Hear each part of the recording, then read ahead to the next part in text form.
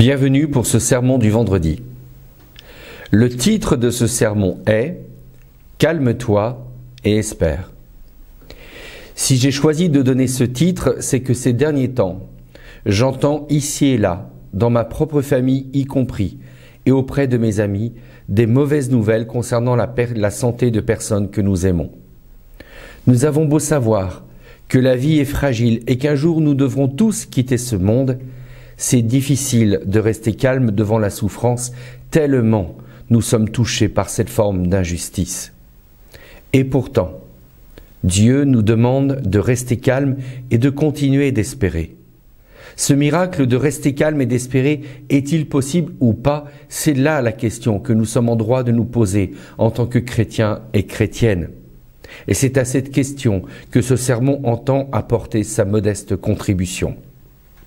Le passage biblique qui me semble le plus à propos pour aborder le sujet se trouve dans l'évangile de Jean, au chapitre 11 et les versets 1 à 44.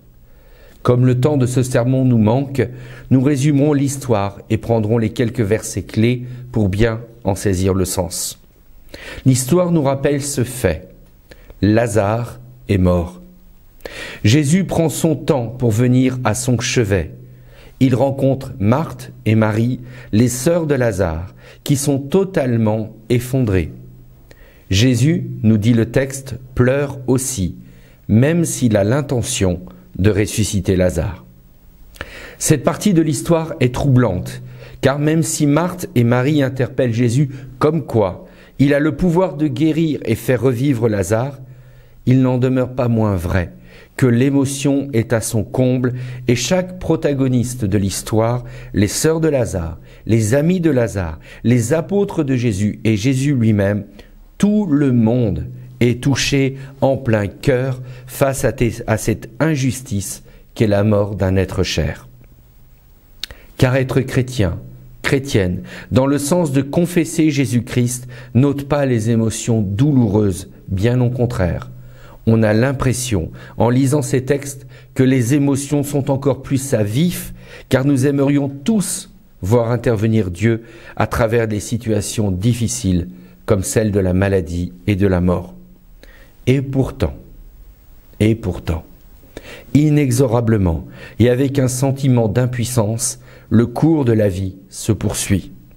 Et quel que soit notre état émotionnel, affectif, spirituel, nous devons affronter la douleur, la tristesse, l'injustice, le questionnement, tout comme cela fut le cas pour Marthe et Marie devant l'évidence de la mort de Lazare. Alors nous sommes plusieurs à se poser la question: pourquoi Dieu intervient et relève cette personne alors que celle-ci meurt, s'endort définitivement? Il y a là un mystère que je ne peux expliquer. Pourquoi Dieu agit ainsi, je n'en sais rien, mais laissons à Dieu le choix d'être souverain, même si pour nous, nous aimerions bien le contraindre à agir. Nous lisons tous des récits miraculeux sur des interventions divines, parce que nous cherchons comment gonfler artificiellement notre foi en Dieu, ou plus précisément, notre foi en l'intervention de Dieu. Notre prière change. Notre intercession devient plus pressante et malgré tout cela, la personne que nous aimons continue de souffrir et malheureusement, des fois, décède. Et là, dans le secret de notre cœur, quand le silence fait place à l'agitation, il y a comme une petite voix qui murmure en nous encore à nouveau « Calme-toi et espère ». Alors, je voudrais vous poser une question, là, pour ce sermon, comme je me la pose à chaque fois que j'entends des amis à moi qui sont en souffrance, de la famille en souffrance. Quel est donc le secret, je dis à Dieu? Ô Seigneur, écoute ma prière. Quel est donc le secret pour rester calme en ces temps difficiles? Et ça, je l'entends de la part d'une dame qui souffre de voir son mari être en phase terminale de quelque chose. Ensuite, comment garder son calme, disent encore des parents qui voient leur enfant s'éteindre. Voilà les vraies questions pour celles et ceux qui aiment la vie, et nous aimons la vie. Car c'est peut-être là que réside notre malaise face à la maladie et à la mort. Nous sommes tous des amoureux de la vie, et si possible, de la vie qui s'écoule paisiblement. Mais sachez, mes amis, que Dieu est aussi un amoureux de la vie, mais à une échelle qui nous dépasse. Et s'il nous demande de garder notre calme, c'est parce qu'il veut nous montrer l'échelle à laquelle lui voit la vie. Dieu ne voit pas la vie à court terme, il voit l'éternité. Et tant que nous ne restons pas attachés à cette vision d'éternité, nous perdons pied et cessons d'espérer. Les anciens que j'aime fréquenter et qui ont vécu la guerre et avec laquelle, comme j'aime souvent le dire, j'aime parler, me disent tout ce qu'ils ont vu des compagnons de route partir sous les tirs ennemis, être envoyés en camp de concentration, être pendus. Et je leur pose toujours la même question. Comment avez-vous pu garder la foi devant de telles atrocités? Leur réponse est toujours la même. Ils me disent, tu sais Didier, Dieu n'y est pour rien. C'est la folie des hommes qui, elle seule, est responsable de toute cette mascarade. Dieu, me disent-ils, n'intervient pas parce qu'il sait que cette vie n'est que de courte durée et que lui a toujours investi dans l'éternité. Et il continue souvent à me dire, c'est la raison du sacrifice de Jésus sur la croix.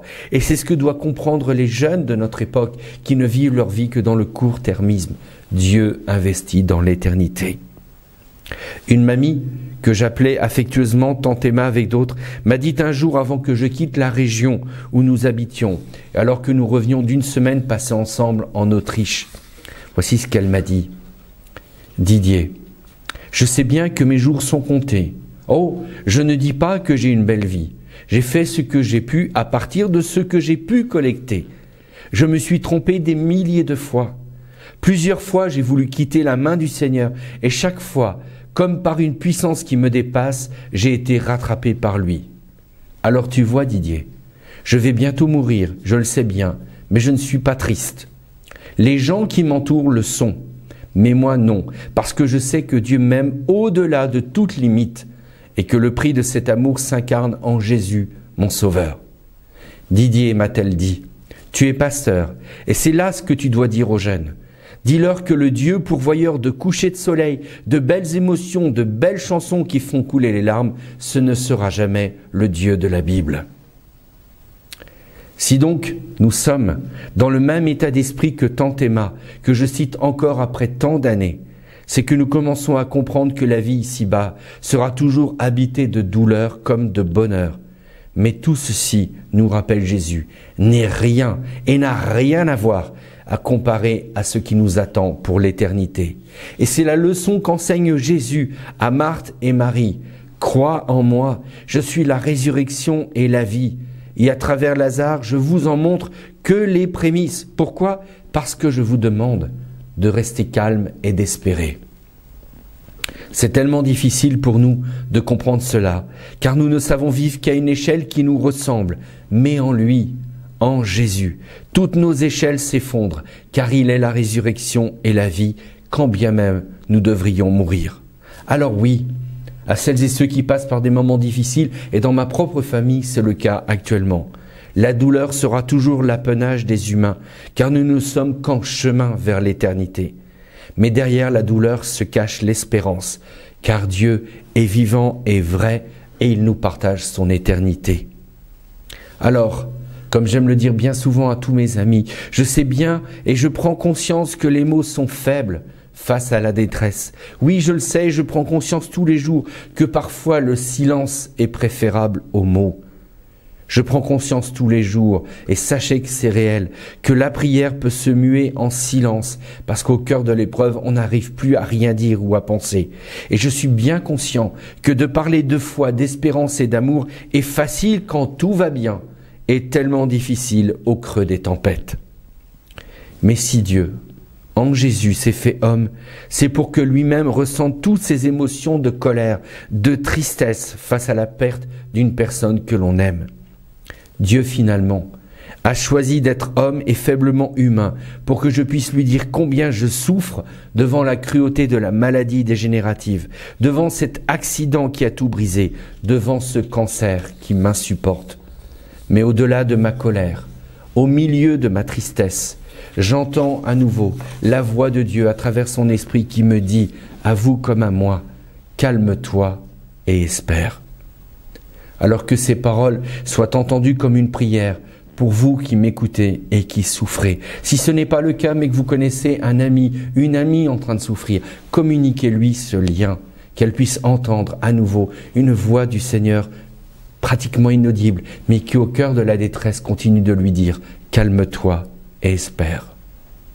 Comme je le dis chaque semaine, libre à vous d'adhérer ou non à ce que je vous partage, mais faites toujours en sorte que le bon sens humain rencontre l'intelligence de la foi.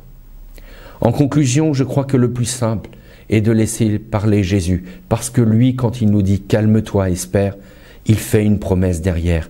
Écoutons cette promesse. Jésus nous dit, Jésus te dit, « Je suis la résurrection et la vie.